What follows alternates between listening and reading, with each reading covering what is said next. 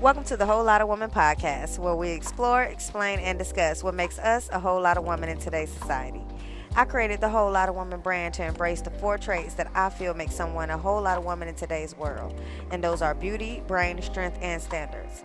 We'll be covering a variety of topics from relationships to real estate. If you would like to join this sisterhood, please subscribe, share with a friend, and stay tuned for more. I won't be defined, stars are aligned. What's for me is mine. I'm a whole lot of woman. I'm a whole lot of. I've been refined, beauty's divine. All things in God's time. I'm a whole lot of woman. I'm a whole lot of woman. This for all my women, 'cause you're a whole lot of woman. I'm a whole lot of woman. I'm a whole lot of woman. This for all my women, 'cause you're a whole lot of woman. Welcome to the second episode of the Woman with a Purpose series. Today, honor of interviewing Kanisha Madison.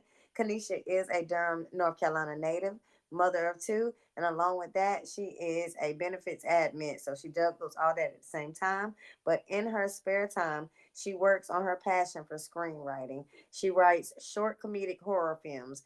And one of her aspirations is to be the female Jordan Peele. So I want to bring her on so she can tell you more about herself and her journey and how it's going. Hey, Kanisha, how you doing? Hi, I'm doing good. How about you? I'm doing good. Thank you. Thank you. So I want to say thank you first and foremost for coming. And how are you today? I'm doing great today. That's good. Yeah. So tell us a little bit about you. So I'm originally from Durham. I went to Northern High School and I went to school in Greensboro at Bennett, and then I transferred to North Carolina Central University, where I majored in broadcast journalism.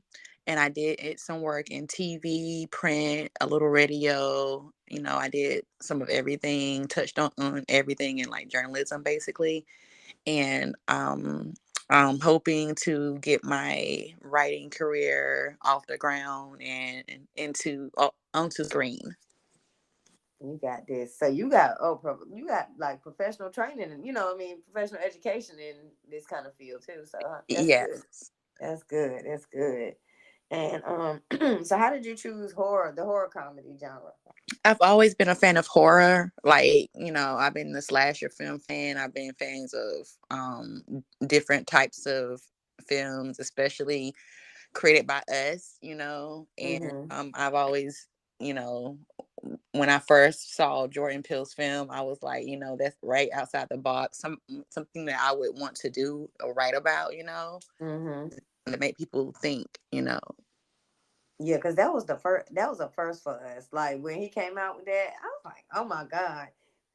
Yeah, it was super different. It was out there. Everybody was like, what does this mean? Yeah, they even had so many different. People had so many different breakdowns of the symbolism and everything like that.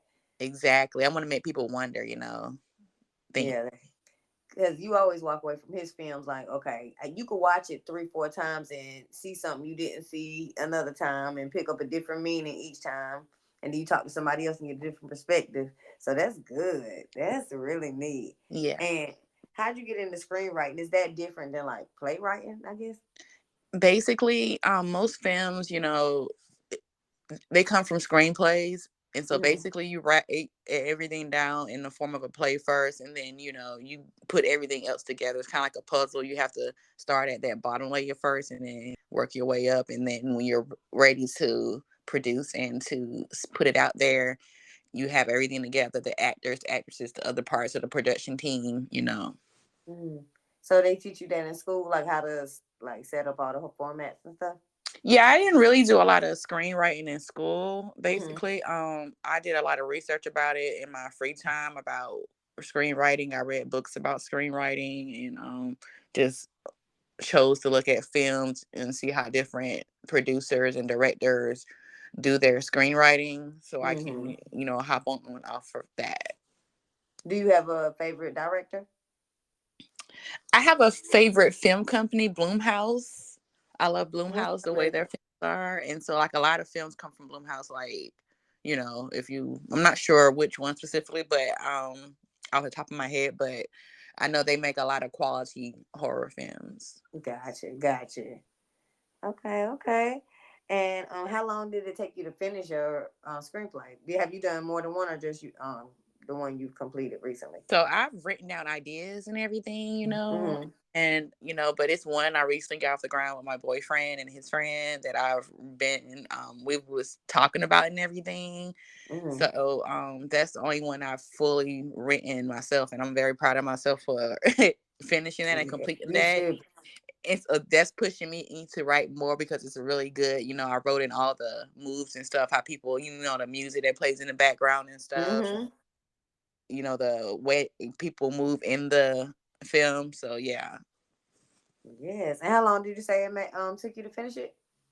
it took me about a month and a half with the help of my boyfriend. What? I thought you was gonna say like a year. Like I thought that kind of stuff take like forever. Like people be saying they working on it for 2 and 3 years. Now we just like put everything together, and got everything going, and then even like almost basically filmed it, but we never Mm-hmm. did. And I like what you said when you said you didn't learn how to write screenplays in school, but you literally made the time to learn. You self taught yourself how to figure it out. That's what having that passion is all about. You're gonna Yeah. figure it out. I love that. Yes. Yes. And let me see. Are there like oh, and what was the plot of the one you just finished? So basically, it's comedy. It's super funny. Basically, it's a killer on the loose in like rural Rougemont, and basically the person disappeared, and all of a sudden they pop back up, and they're stalking somebody at a studio because they're upset about something that happened years ago, and Mm-hmm. it's crazy, but I'll give y'all a sneak peek soon. Yeah, yeah, yeah. I know you can't reveal too much. And so after the script, what's next? What comes after that? After the script, I'm going to say that basically finding the different sounds I'm going to use and Mm-hmm. everything so I can put everything together, and finding the actors, and and just trying to get it off the ground a bit. Oh, that is so cool. That is so cool. So you have to do the casting calls and all that kind of stuff. Correct. Yes. That is lit. And are there like, because I know, they talk about different budgets and stuff for, small movies and stuff like that. So are there like resources or grants or anything you know of that'll help fund startups like this? I don't know of any grants. I was thinking of starting a Kickstarter and Uh-huh. getting donations such as those. But I was going to try to do something out of the ordinary and just film the whole film with my iPhone and just edit it using iMovie, Yeah. because I was thinking like that would be a great idea to start. Mm-hmm. That is. I Yeah. was like, you got to start with what you got, girl. They do the Yes. best with what you got. I'm all for it. And it's a lot that these apps and and CapCut and all that kind of stuff can do. You probably really can film it on your phone. Yes, because I used to do a lot of work with like Mac software when I was in college. We actually did a horror movie when I was at Bennett College for Women for a class, and that's when I discovered my passion for producing and editing and all of that good stuff. So yeah, yeah. I was like, so you got a little knack for. I said, I'm learning slowly, but that editing stuff, you really got to have some kind of sense and know what you're doing when it comes to it. Because I see a lot of people. Some was easy edits to some people is something somebody else can't don't have the time to do. They can't even figure out to start where to start. Yes, exactly. Like you have to basically take out time to just learn the editing process for these different softwares, and Mm-hmm. it can be a process, but it's tedious, but it's worth it at the end. Yeah, it definitely is. And so, how do you like market your script? Like once you put it all together, so it's a script, then you, I guess, like you said, shoot it. How do what do you market yourself out there to promote, or you just like self publish, like Amazon? It's a lot of Tubi and all that kind of stuff nowadays. So basically, I'm just hoping to get my followers up on TikTok so I can have a following first, and so when I pop out with this, it can Mm-hmm. be, it can be something, some kind of a surprise, Mm-hmm. So I get that following up and make sure I'm marketing to, who I want to market to, which is everybody. But we all have to have a certain demographic that we want to market Right. to in order for it to work. So Mm-hmm. I'm, Tubi has been in my mind because it's a lot of the films on there are like starter films, So yeah. And see, how do you protect yourself legally? Like when you write a script, how do you not get it stolen? And you know what I mean? Like, how can you tell people about it, or it's something you have to really keep to the chest until it's finished?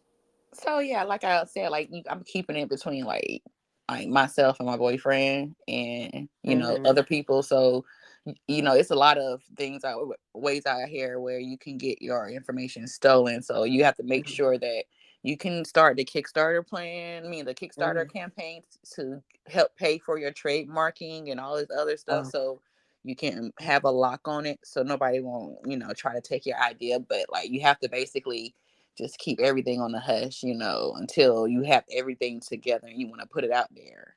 okay, and that's when you can be like, okay, this was it about this, but you can't go around saying I'm writing a movie and it's gonna be about this, this, this, and this, and then Yes, okay, that's where the people mess up. exactly.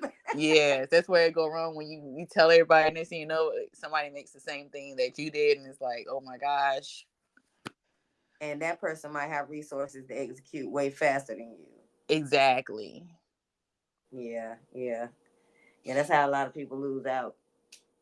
Yeah, you gotta keep it on the hush until you have the funds and means to secure your project.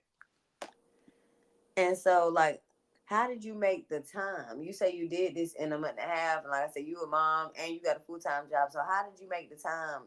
Did all y'all put pieces together, or did you write the whole thing?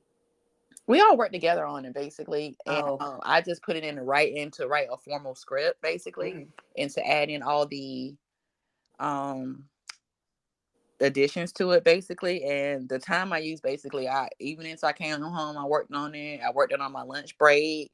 I put notes in my iPhone, you know, Mm-hmm. and basically, yeah, I carried around my notebook everywhere, so I had Mm-hmm. like notes everywhere that I felt. I had recordings in my phone of me talking, all that good. Yeah.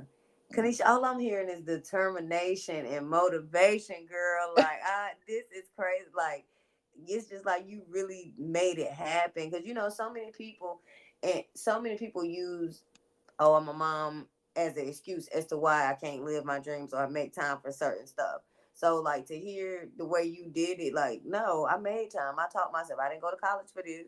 So, I made time to research. I made time to write. Like, you utilized the free time you did have for yourself and your, what I'm saying, your purpose and your passion. I love that.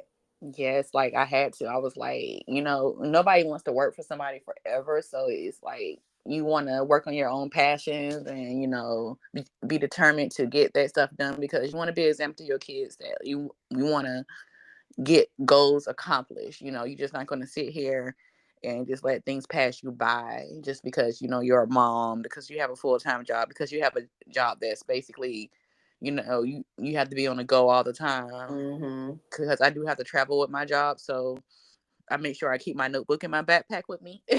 Oh, yeah. Yeah. So Yeah. yeah. And I think we are kind of past the days like back in our day where parents gave it all up for their kids. So all they did was be a parent and settle at their job, and they didn't really do what they wanted to do. So that's why you have them parents that regret they didn't get to be the singer they wanted to be, the actor they wanted to be, because they sat down once they had a kid. So I love that you making time for you, because I had that same feeling as far as when you work in your job, you like it's something more to this life than me going to work every day at this job and waiting for this paycheck. Like, Right. it's cool job, but I know it's more. I'm not fulfilled. Like, Right. I want to do something that I'm passionate about. And I also want to teach my kids that, like I said, like, go for your goals. You don't have to do an ordinary job. Like, I don't have to go to school for this specific area. I can do what I want to do and have a career. Mhm. Mhm. Yeah. And so, how did you feel when you guys finally finished the script? Like, you put that last period on the paper. I couldn't believe it because I was like, I finally finished something that I was working on, and all it took was that extra time I had set aside, determination and just getting it done. Mhm. Mhm. And besides time, what other obstacles did you have to come overcome, if any? It's just Like creative basically, block or anything like that? yes, a lot of creative block and writer's block, and like just some days, you don't feel determined to do it. You don't feel encouraged to do it. Mhm. And you gotta pray about it, meditate, manifest, do everything you can in your power to maintain that determination and to get it done and to be like, I gotta do this. This is for me. I'm doing it for me, my babies, my boo, just to get it Yeah. done, all that. So yeah. And did you have to do any revisions? I'm going to go back and relook at it to see if any edits needs to be made or if I can add anything to make it better. But so Mhm. far, so good. There aren't any edits. Okay, okay, okay.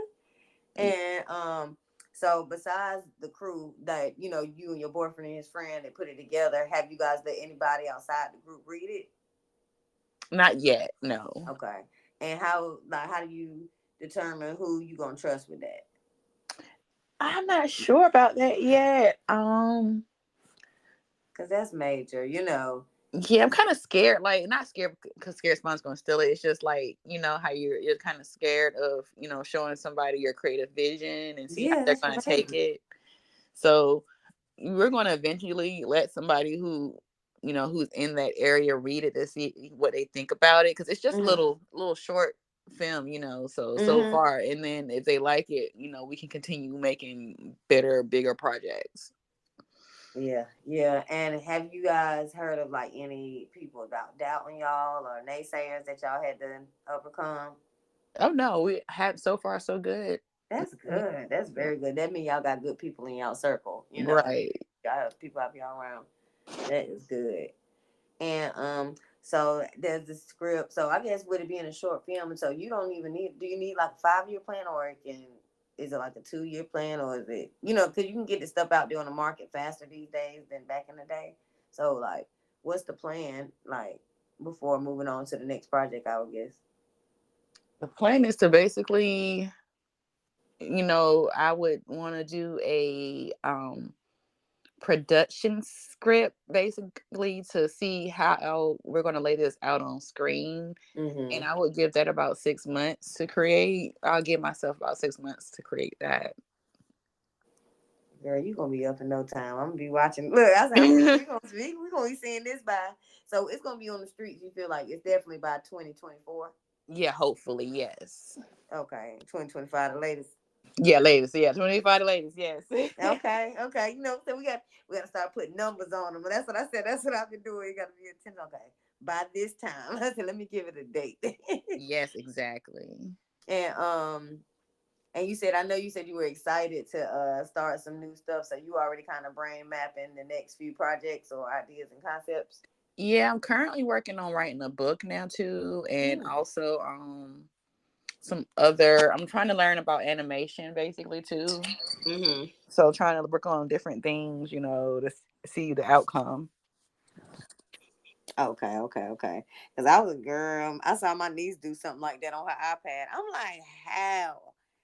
So, so you know how to draw? I don't know how that's the thing. I don't know how to draw, but it's so many different types of technology you can use for that Yeah, to create stuff. So I'm very true. hoping I can find some stuff when I do my research. Yeah, yeah. Like, look, it's an app for that. Yes, after And this, it's after that. We got this, yeah. it's even with the little apps that turn us into cartoons. I'm pretty sure there's some way to make that come to life. Right. That's what I'm trying to figure out, like the little avatars and stuff. And Mm-hmm. yes. And so, do you find it hard or easy to balance life and your passions? It's hard because when you're working a 9 to 5 every day, you're tired and drained when you get home from work because you're in front of a computer screen all day. Mm-hmm. And it's like you have to set aside time to work out, to do your passion, to do whatever you want, because if you don't, it's just like you're going to continue this continuous cycle of I'm going to do it, wait, I'm going to keep putting off. Right. Yeah. Yeah, and so last but not least, what message do you have for women and female writers out there to keep them inspired or motivated that's trying to balance both as well? The message I have is to keep going for your goals, stay positive, stay focused, continue praying, continue manifesting, whatever you got to do to get your personal goals set. Do it. Your kids will understand later. Like, oh, my mommy was a go getter. Mm-hmm. Mommy did that. She enjoyed life. We don't always have to be women where we're here saying, oh, I had to struggle. I want my daughter to be like, my mama enjoyed life, my mama enjoyed this, my mama enjoyed that. So continue being the go-getters that you are and accomplishing your goals. Don't let nobody stop you. Don't let the naysayers stop you. Even if it's a career change you want, continue going for your goals. Mm-hmm. And Yeah. that's how you change the generations too, the generational narrative. Yes, because you don't want to, let your children think, oh, mommy didn't do anything but stay stressed, work, come home, that's it. No, mommy did this, mommy did that. Mm-hmm. And your kids get to see you happy that way too. You're not just stressed and working for the man, Exactly. and taking it out on the kids. Yep. Okay, well, thank you so much for talking to me today, Kanisha. You're so Thank you welcome. so much. I enjoyed it. No problem.